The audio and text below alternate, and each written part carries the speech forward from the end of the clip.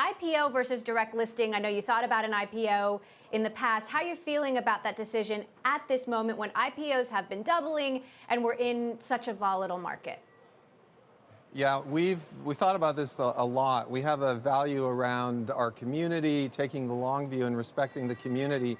What we're so excited about today is that everyone's coming together. Our long-term employees, some of our amazing investors who have been with us for a long time and have really supported us, our new investors who we're really excited to bring into our community, and possibly small investors who are familiar with Roblox.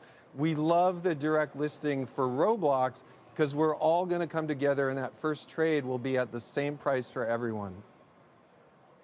So speaking of smaller investors, are you at all concerned about becoming a meme stock target? There's analysts out there saying that, retail traders could take you on just like the GameStop, for better or for worse.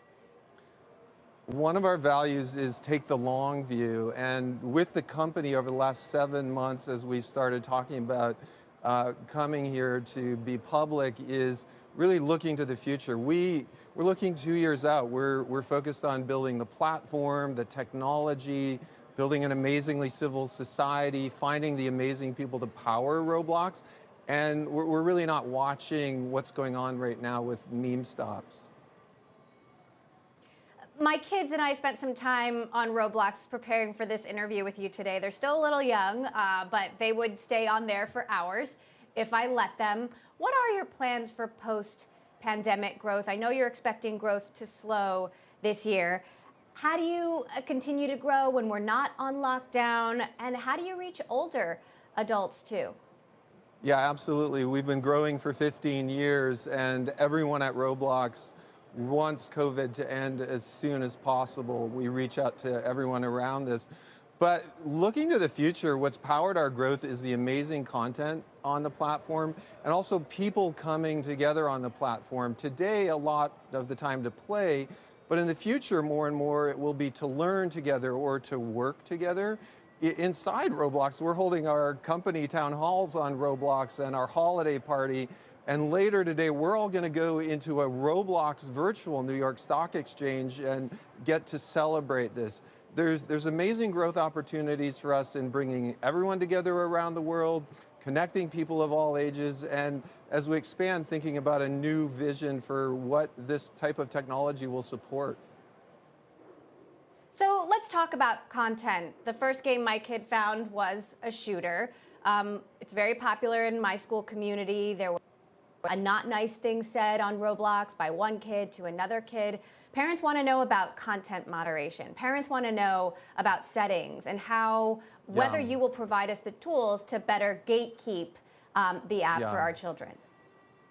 Yeah, safety and civility is our absolute top priority, and it's what forms really the foundation of everything we do on Roblox. There are thousands of moderators who are watching all the content. We screen all of the content on the platform. We have computer filtering as well. It's really the basis for building a civil society on the platform that we believe can help bring people together.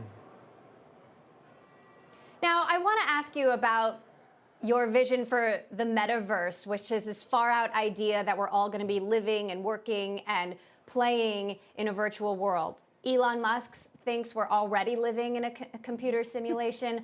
What is your vision and how soon does it take to get to this metaverse that you've imagined? Well, we have an optimistic vision around the metaverse, just as books or as video has brought us together and helped us learn. We're optimistic that someday in schools, when people are studying ancient Rome, they'll travel together to experience ancient Rome.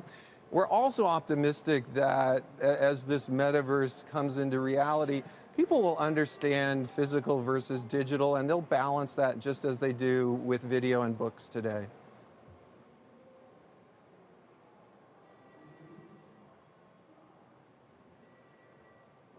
The view than Emily does.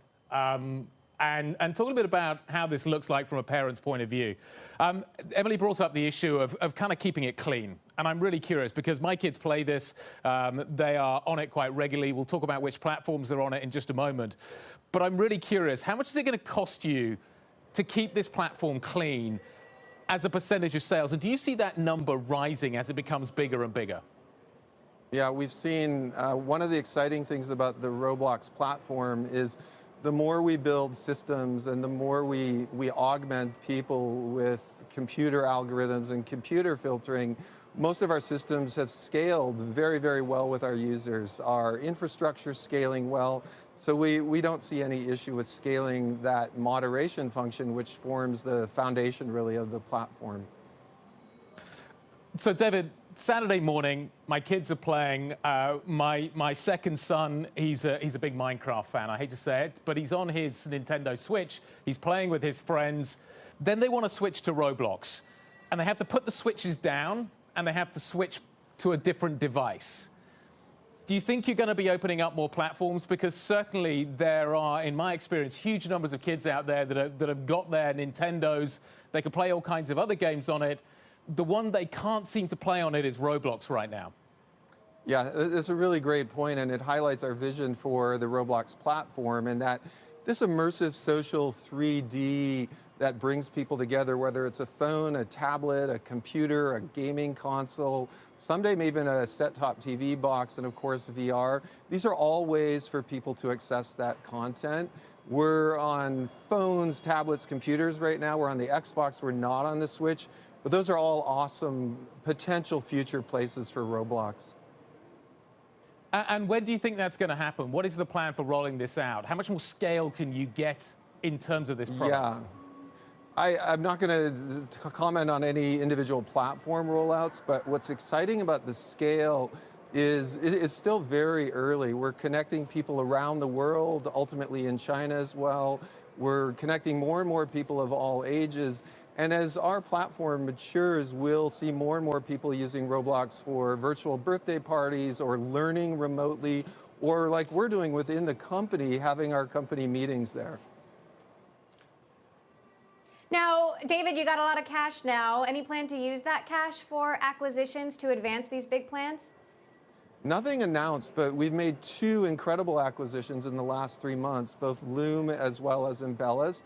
And that would be a natural way, place for us to look as we grow this amazing platform.